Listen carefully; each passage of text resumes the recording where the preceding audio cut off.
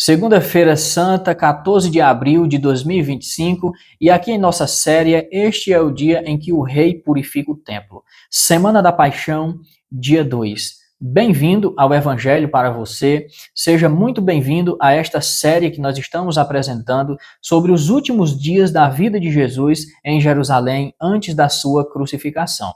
Este aqui é o episódio de número 2. Ontem nós tivemos o privilégio de apresentar para vocês o episódio que abriu toda essa série, o Domingo de Ramos.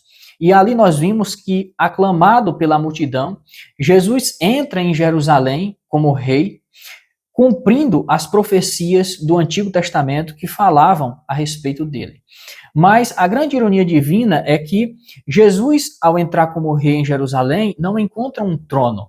Pelo contrário, ele encontra um templo corrompido e a sua primeira ação é uma ação de juízo. E nós iremos compreender melhor essas ações julgadoras de Jesus no vídeo de hoje. Quais são os assuntos, então, do vídeo de hoje? O segundo dia da Semana da Paixão. O que faz Jesus neste dia tão importante de sua vida na cidade de Jerusalém, a cidade do grande rei? Se fosse para resumir esse dia em 3 eventos principais, eles seriam os seguintes: a maldição da figueira, por Jesus Cristo, a purificação do templo e a trama dos líderes religiosos. E essa trama, iniciada pela liderança judaica, culminará na morte de Jesus na sexta-feira da Paixão. A rotina de Jesus, nessa última semana de sua vida, é muito curiosa. Jesus, como sabemos, ele era galileu e Jerusalém fica na Judéia. Então, nós estamos na época da Páscoa, uma semana muito importante para os judeus, a comemoração da Páscoa. Todos os judeus saem das suas localidades e se dirigem a Jerusalém para comemorar a Páscoa, a festa da Páscoa. Assim também se deu com Jesus.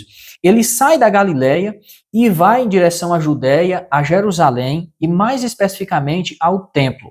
Durante o dia, a rotina de Jesus é no templo, nas proximidades do templo, na casa de algum amigo, de algum conhecido, mas ao cair da tarde ele sai de Jerusalém e vai em direção ao leste, para o Monte das Oliveiras ou para a casa de Lázaro. Aqui os estudiosos se dividem. Alguns dizem que Jesus vai para o Monte das Oliveiras, mais especificamente para um jardim que ficava no sopé do Monte das Oliveiras, o jardim do Getsêmani, onde ele seria traído na sexta-feira, da quinta para a sexta-feira. Outros estudiosos dizem que não, que ele fica hospedado na casa de Lázaro e das suas irmãs Marta e Maria.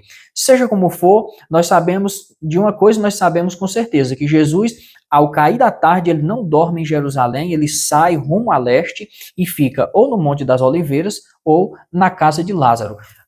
Ao amanhecer do dia, ele retorna a Jerusalém para dar continuidade aos eventos, e assim que ele começou no Domingo de Ramos, e assim ele faz até a sexta-feira, dia de sua crucificação. Então, essa é a rotina de Jesus. Eu gostaria de dar a vocês algumas fontes bíblicas dos eventos que irei apresentar para vocês neste dia.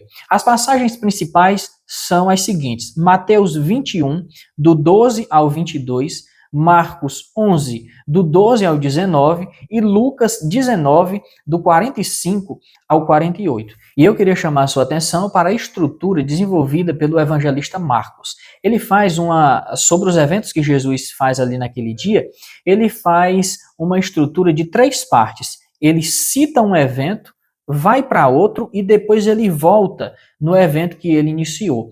Essa é uma estrutura que os estudiosos denominam de estrutura sanduíche, porque é composta de 3 partes, as extremidades falam do mesmo fato e o meio fala de um fato diferente. Assim, Jesus amaldiçoa a figueira, segue com a purificação do templo e Marcos retoma novamente o assunto sobre a maldição da figueira. Ele faz isso para que a gente considere a purificação do templo à luz da maldição da figueira. E a mensagem que ele quer passar é a seguinte: que assim como a figueira tem aparência, mas não tem fruto, o templo também tem ritual, mas sem verdade. Isso intensifica o tema do juízo sobre a hipocrisia religiosa. Vamos começar então com a maldição da figueira. Lembrem-se, ao cair da tarde do Domingo de Ramos, Jesus não dorme em Jerusalém, ele sai, Ele vai ou para a casa de Lázaro ou para o Monte das Oliveiras, pernoita ali com seus discípulos. Ao amanhecer do dia, ele volta, então, para dar continuidade aos eventos que foram iniciados no domingo. E então, a cena aqui é que Jesus está caminhando de Betânia para Jerusalém, a distância de aproximadamente 3 quilômetros, e ele vê em alguma parte ali do caminho uma figueira. E ela chama atenção por ser uma figueira muito bonita, muito verdejante, muito cheia de folhas. Jesus então se dirige àquela figueira para se alimentar dela. Mas quando eles chegam na figueira, a figueira não apresenta nenhum fruto, eles não encontram frutos ali para comer. Então, Jesus então se dirige àquela figueira com uma palavra de maldição, e o que ele diz é isto: nunca mais alguém coma do teu fruto. Isso está registrado em Marcos 11, do 12 ao 14. O ato é profético, não é um ato impulsivo. Isso que Jesus faz com essa figueira representa a Israel estéril, especificamente a liderança religiosa que ele enfrentaria ao entrar no templo para purificá-lo. A figueira, frequentemente nós sabemos na literatura profética que ela é comparada com Israel. Oséias 9:10, Jeremias 8:13 são referências que fazem essa semelhança, essa aproximação de Israel com a figueira. Ao fazer isso com a figueira, Jesus estava fazendo a antecipação do que ele iria fazer com os religiosos há poucos instantes, quando ele entrasse no templo de Jerusalém. O que nós iremos ver agora? A purificação do templo. Jesus, então, sai da cena da figueira e entra no templo, no átrio chamado dos gentios. Era uma área reservada para os não-judeus. E ele, ao entrar no templo, ele se depara com qualquer outra coisa menos serviços dirigidos a Deus, como orações, como esmolas, caridades, a comunhão do amor. Jesus não se depara com nenhum desses serviços a Deus. Ao contrário, ele se depara com um mercado, um comércio ali bem estruturado. Então, ele faz uma citação de Isaías e outra de Jeremias. Diante daquela situação, então ele diz: a minha casa será chamada casa de oração para todos os povos. E ele então faz uma denúncia. Mas vós a transformais em covil de ladrões. Jeremias 7:11.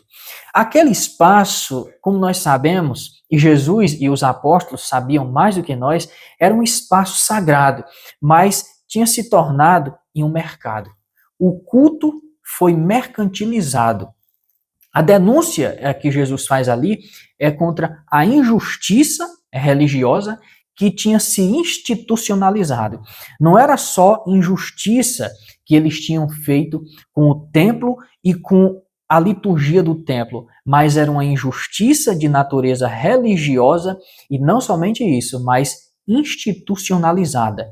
Lucro com sacrifícios e a opressão dos pobres.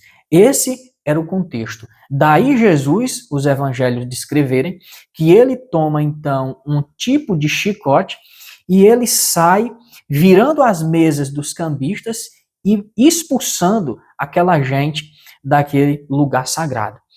Aí faz sentido as citações que Jesus faz de Jeremias e de Isaías. A minha casa será chamada casa de oração, vocês a têm transformado em covil de ladrões. Jesus assume ali uma autoridade messiânica. Ninguém faz isso se for um João ninguém.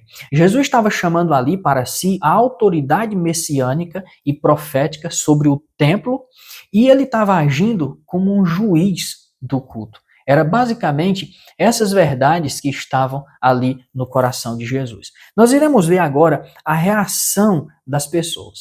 Como as autoridades religiosas reagiram a isso que Jesus faz, a essa purificação do templo, no linguajar dos evangelistas. Os principais sacerdotes e escribas, e aqui nós estamos falando dos saduceus, que eram os responsáveis pela condução do templo nessa época, eles fazem uma trama de como eles tirariam a vida de Jesus, pois o que eles estão temendo é a influência que Jesus está exercendo sobre o povo. Isso está registrado em Lucas 19, do 47 ao 48. O contexto, então, é esse no segundo dia. A tensão cresce entre Jesus e a liderança religiosa, o conflito, então, entre Jesus e o sistema religioso tende a crescer, se intensifica. Passados esses eventos, e de Marcos 11 e 19, nós sabemos que ao entardecer deste segundo dia, Jesus sai da cidade, depois da purificação do templo. Possivelmente ele vai, de novo, para a casa de Lázaro, Marta e Maria, ou para o jardim do Getsêmani. Eles irão ter um encontro novamente com a figueira, os discípulos se impressionam de como ela secou-se até a raiz e a mensagem então fica compreensível. Assim como aquela figueira que tinha aparência, mas não tinha fruto, assim é a liderança religiosa judaica. Ela tem ritual, tem aparência, mas sem verdade. Essa é a grande lição transmitida aqui pela figueira. Vamos concluir com alguns significados teológicos. Com tudo isso, Jesus está se apresentando aqui como o novo templo. Essa aqui é uma verdade radical e revolucionária. Nós tiramos isso de João 2,19. Significa que o centro do culto não será mais aquela estrutura, aquele edifício concreto, aquela estrutura maciça e gloriosa, mas a própria pessoa de Jesus Cristo.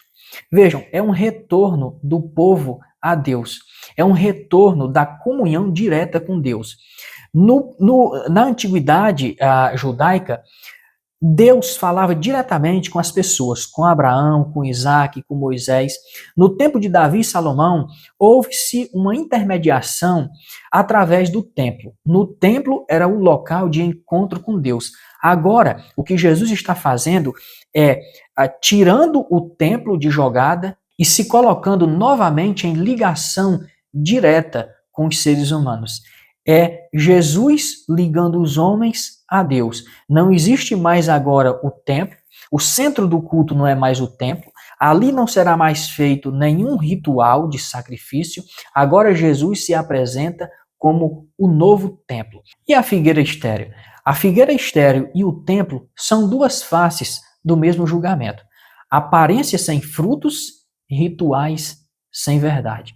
Jesus, então, purifica o culto e aponta para a necessidade de arrependimento daquela conduta que está levando eles à destruição e à separação de Deus. Jesus os chama ao arrependimento, à justiça e à fé verdadeira. Como podemos concluir este segundo dia? A segunda-feira santa nos confronta, não é verdade? A nossa adoração, o nosso serviço a Deus é verdadeiro ou é apenas aparência, a semelhança daquela figueira? A grande pergunta é a seguinte: há fruto espiritual em nossas vidas ou apenas folhas religiosas? Mas nunca é tarde demais enquanto ainda se tem vida, não é verdade? Jesus ainda purifica o seu povo. Ele ainda confronta a hipocrisia com seu zelo santo. Quero encerrar te convidando a acompanhar os dias subsequentes. Na terça-feira santa, amanhã, Jesus enfrentará os opositores no templo e com sabedoria divina ele revelará os segredos do reino por parábolas. Curta esse vídeo, compartilhe e comente aqui embaixo o que você achou mais importante nesse segundo dia da Semana da Paixão.